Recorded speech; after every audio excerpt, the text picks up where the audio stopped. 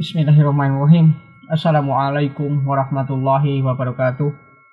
Alhamdulillahirabbil alamin. Kita berjumpa lagi setelah sekian lama tidak memposting tentang penelitian dan juga pengolahan data.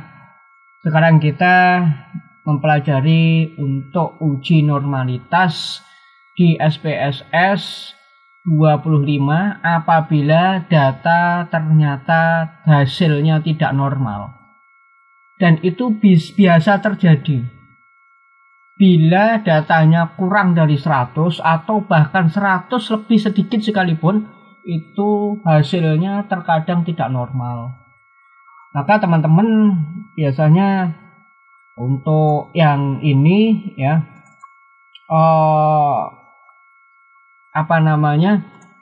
biasa melakukan inverse gitu ya, ada melakukan pengakaran, atau bahkan yang paling ekstrim adalah mengubah data. Jadi ada teknik-teknik bagaimana caranya untuk mengubah data itu bisa menjadi normal. Tetapi tidak demikian ternyata. Nah, contohnya mana? Contohnya ini. Kalau kita olah ya, kita menggunakan data dulu. Untuk kita analyze, kemudian kita masuk ke regression linear ya, kita ambil Y-nya ke dependent, X1 2 3 ke independent ya, kemudian kita masuk ke save, residual kita klik unstandardized, continue, dan kita oke. Kalau kita melihat kita uji kemudian res satunya dengan analyze non-parametric test, legacy dialog, sampel KS, kita masuk unstandardized ya, ini kita klik normal dan kita oke. Apa yang terjadi? Yang terjadi adalah ini data tidak normal. 0,009 itu lebih kecil dari 0,05, yang artinya di sini adalah data tidak normal.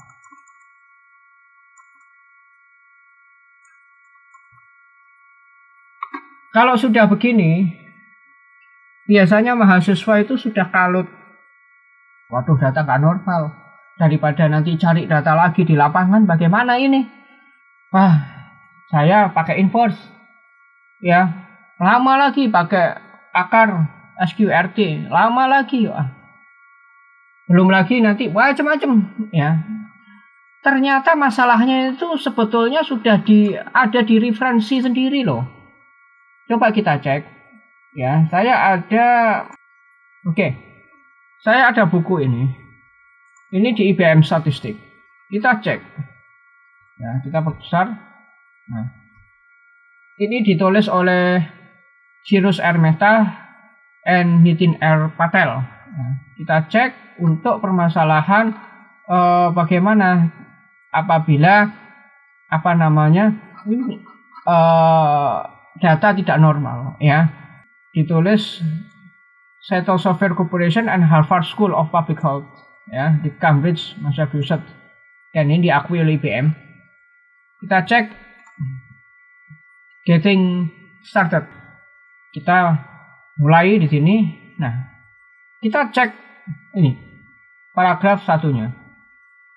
Kalau kita baca paragraf 1 ini, dilihat bahwasanya by default IBM SPSS statistic calculates significant level for the statistic in the cross-types and non-parametric test procedure using the asymptotic method.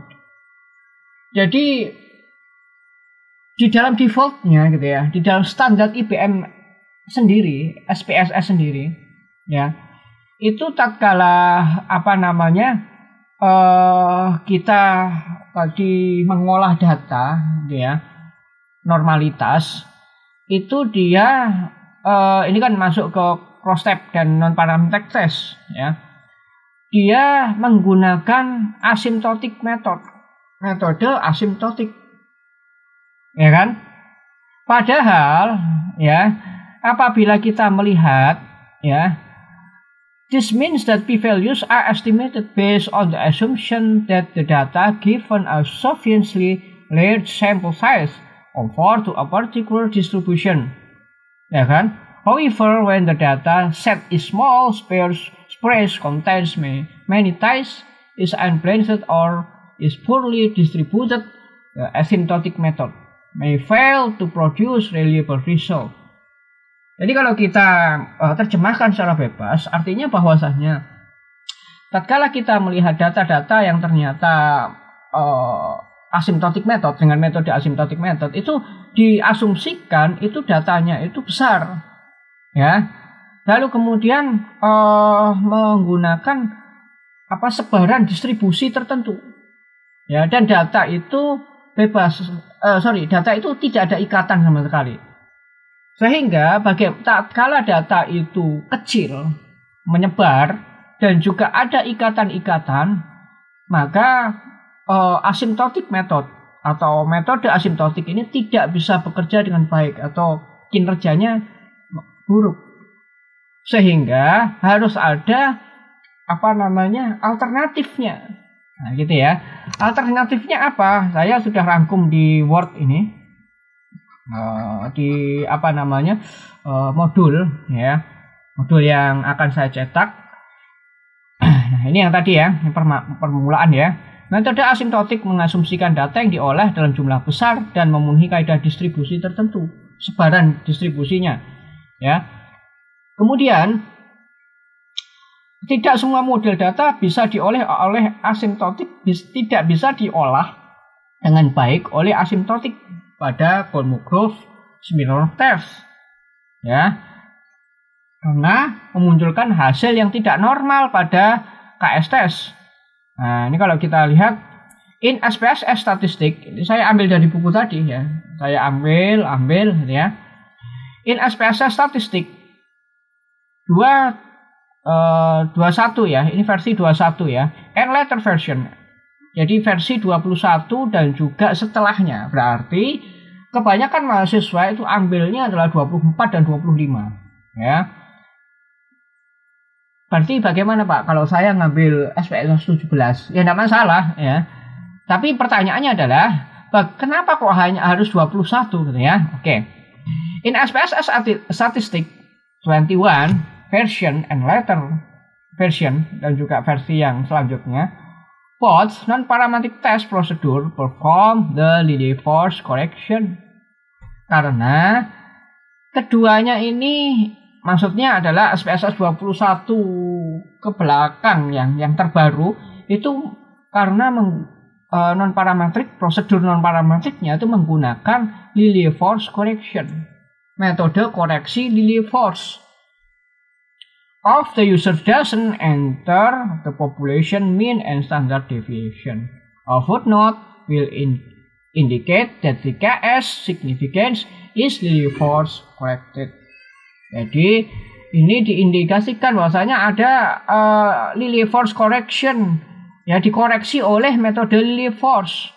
Jadi datanya itu dikoreksi, signifikansinya itu dikoreksi oleh Lilliefors. Apa itu Lilliefors? Lilliefors itu adalah metode untuk pengkoreksian data yang besar dan data yang dengan distribusi tertentu. Sehingga kebanyakan kalau teman-teman skripsi itu datanya kan nggak sampai 500, datanya nggak sampai 1000. Padahal SPSS itu mengharapkan dia juga bukan data kecil aja, dia mengharapkan data-data besar. Kalau SPSS yang lama kan memang zamannya kan teknologinya belum canggih. Kalau sekarang kan data penelitian pakai big data, sudah awesome-nya big data, maka dia menggunakan Lilliefors. Nah, lalu bagaimana? Nah, ada dua cara.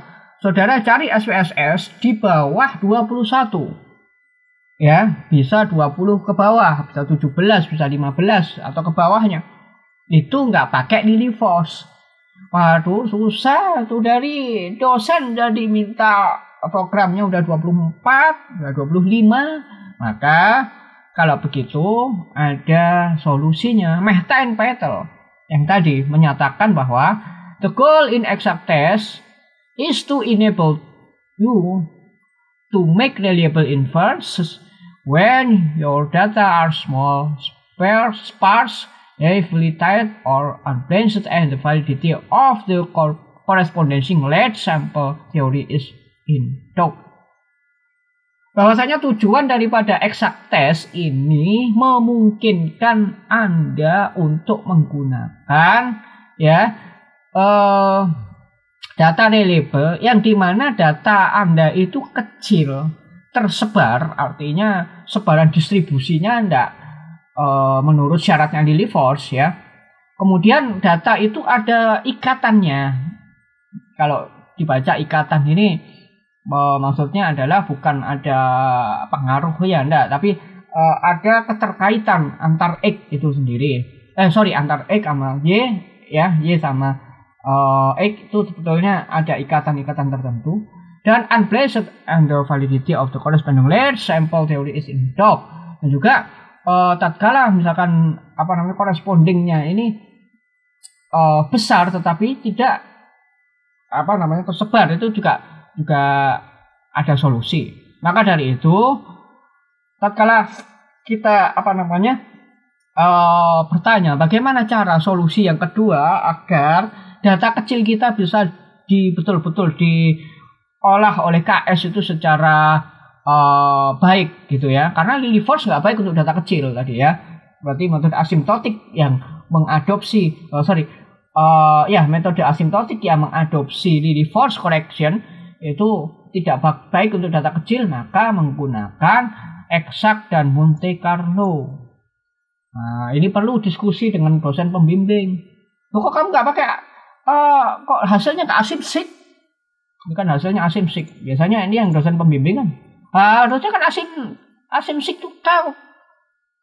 Nah, maka berikan ini referensinya. Ya Pak, Bu, ini saya menemukan referensi seperti ini. Langsung IBM SPSS Exact Test yang ditulis oleh Smeta and Petal, di mana mereka menyatakan seperti ini ya. Tatkala kita getting started. Nah ini getting started. Nah, ini aja sudah dijelasin. Kalau dosennya masih ngotot ya repot. Ini loh referensi gitu loh. Kalau dosennya masih ngotot, laporkan aja ke Kajur. Tua jurusan. Nggak mungkin. Dosen kalau sudah berhadapan dengan referensi itu harusnya udah tunduk. Ini udah referensinya kuat ini. Ya. Nah, masa sudah ada referensinya masih ngotot aja. Ya, bagaimana mungkin bisa jadi dosen gitu. Jadi kalau sudah ada referensi, maka ini sudah menjadi dasar kuat, ya. Maka coba kita bandingkan, ya. Oke, sudah ya, sampai sini sudah ada residual 1 ini sudah. Oke, kita langsung aja analyze, kemudian non parametric test, kemudian legacy dialogues, kemudian sampel KS. Nah, yang sudah unstandardized ya, unstandardized residual di tes variable listnya, dan kita klik exact. Nah ini loh, asymptotic only ya, kita ganti exact. Kemudian ini nggak usah diperhatikan, udah 5 menit aja, continue, kemudian oke. Nah, bagaimana? Kita cek hasilnya adalah yang ini. Gimana? Valid kan? Valid. Asymptotik tidak valid. Exact valid. Karena kita menggunakan exact to tell ini lebih besar daripada 0,05, maka dinyatakan normal. Adapun kalau misalkan data saudara besar, mungkin datanya 500 atau lebih, tetapi sebaran datanya itu acak ya. Acak, kalau misalkan kita lihat p-plot itu, kalau kita lurus itu p-plotnya begini.